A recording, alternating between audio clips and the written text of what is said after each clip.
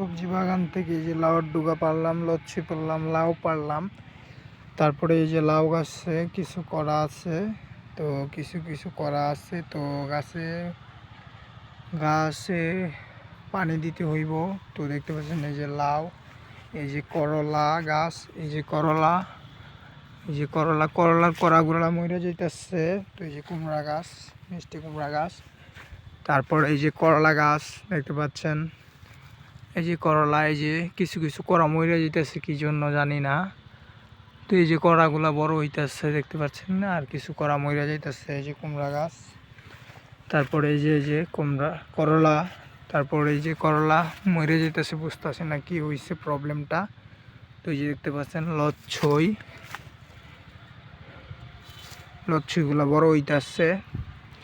তো এই যে দেখতে পাচ্ছেন কুমড়া গাছ, এই যে করলা গাছ, তারপর সিম গাছ। সিমগুলা বড় হয়েছে আগের তুলনায়। এই যে সিমগুলো বড় হয়েছে, সিমগুলো বড় হইতেছে। এই যে দেখতে পাচ্ছেন সিমগুলো বড় হইতেছে, আর একটু বড় হয়েছে। এই যে দেখা যাইতেছে, এই যে সিমগুলা। তো আমার পেজটাকে ফলো করবেন ও প্লে বাটনটা। এই যে সিমগুলা বড় হয়েছে দেখতে পাচ্ছেন, আপনাদের দোয়ায়। ভিডিওটা কীরকম হয়েছে জানায়েন। এই যে কুমড়া গাছ, এই যে এখানে আবার কুমড়া গাছ লাগাইছিলাম, এগুলো আবার মাশাআল্লাহ দিলে বড় হয়েছে।